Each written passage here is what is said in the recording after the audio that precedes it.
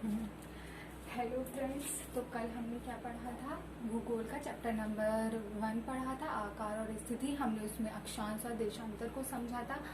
आज हम समझेंगे उसके आगे का जो पोर्शन है वो हम कवर करेंगे कि उसमें क्या बताया हुआ। तो सबसे पहले क्या है कि मैंने आपको बताया था ना, ग्लोब।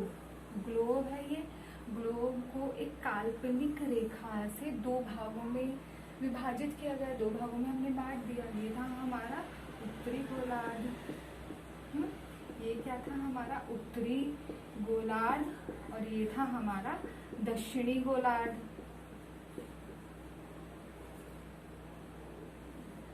तो इसमें क्या हुआ, जब ये 0 डिग्री पे जो ये 0 डिग्री की जो ये लाइन खींची है हमने, काल्पनिक जो ये रेखा खींची है, तो इसे हमने कहा था विषुवत वृत्त की वाली।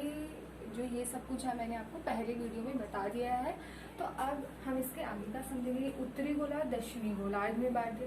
उसके बाद क्या है कि यहाँ पे विषुवत से लेके यहाँ तक इसे जो है 33.5 और यहाँ से लेके यहाँ तक 23.5 उत्तर बोलते हैं, और इसे दक्षिण बोलते हैं। इसे उत्तर क्यों बोलते हैं? क्योंकि ये उत्तरी गोलार्ध में, ये दक्षिणी गोलार्ध में तो ये दक्षिण बोलते हैं। 23.5। तो ये जो हमने ये वाली जो रेखा बनाई, इसे हम क्या कहते हैं? कर्क रेखा।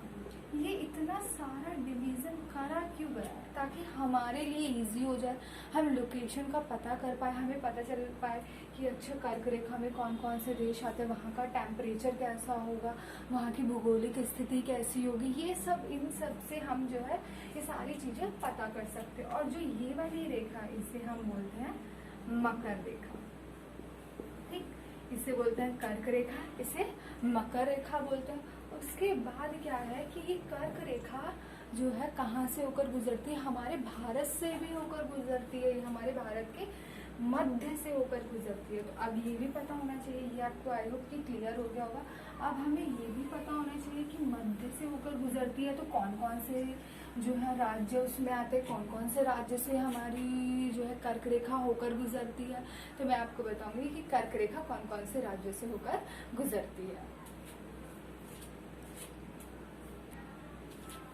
तो कर्क रेखा हमारी 8 राज्यों से होकर गुजरती है। कर्क रेखा कितने राज्यों से होकर गुजरती है? 8 राज्यों से। ठीक, 8 राज्यों से होकर गुजरती है हमारी कर्क रेखा।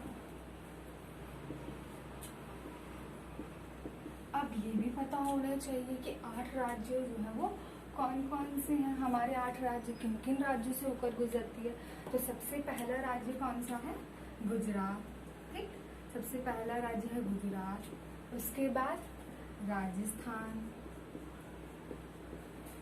राजस्थान के बाद मध्य प्रदेश।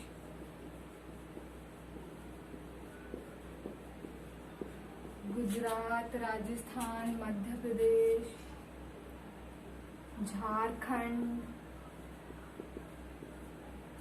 यहाँ पे लिख देती हूँ, छत्तीसगढ़। ठीक, गुजरात, राजस्थान, मध्य प्रदेश, झारखंड, छत्तीसगढ़, पश्चिम बंगाल और 7वां त्रिपुरा, और 8वां है हमारा मिजोरम। ठीक, सबसे पहला क्या है कि आपको ये 8 राज्य जो है पता होने चाहिए कि कर्क रेखा जो है किन किन राज्य से होकर गुजरती है। ये एग्जाम में क्वेश्चन बनता है, और ये आपको हमेशा जनरल नॉलेज के लिए भी आना चाहिए कि भारत के कौन से राज्यों से जो है कर्क रेखा होकर गुजरती है। हमें ये तो पता है ना कर्क रेखा कौन सा है? 33.5 उत्तर में है ना कर्क रेखा। तो ये जो है हमारे भारत के बिल्कुल इन देशों के बीच बीच में से होकर गुजरती है। तो इसको जो है बहुत ही कंफ्यूजन होती है इसको याद रखने में कि कैसे याद रखें कि कौन कौन से हमारे राज्य आएंगे। तो मैं आपको एक छोटी सी ट्रिक बता देती हूँ जिससे कि आप इसे इजीली याद रख सकते हैं। तो कैसे याद रख सकते हैं? गुजरात में राज करके मध्य से, गुजरात में राज करके मध्य से झारखंड, छत्तीसगढ़, पश्चिम बंगाल तीनों में मजे किए। क्या ट्रिक बन सकती है इसकी कि गुजरात में राज करके, ठीक, गुजरात में राज करके मध्य से, गुजरात में राज करके मध्य से झारखंड, छत्तीसगढ़ और पश्चिम बंगाल में, ये झारखंड और ये सब मैं छोटे उसमें लिख रही हूँ, आपको समझ में आ जाएगा। पश्चिम बंगाल, गुजरात में राज करके मध्य से झारखंड, छत्तीसगढ़ और पश्चिम बंगाल तीनों में मजे किए।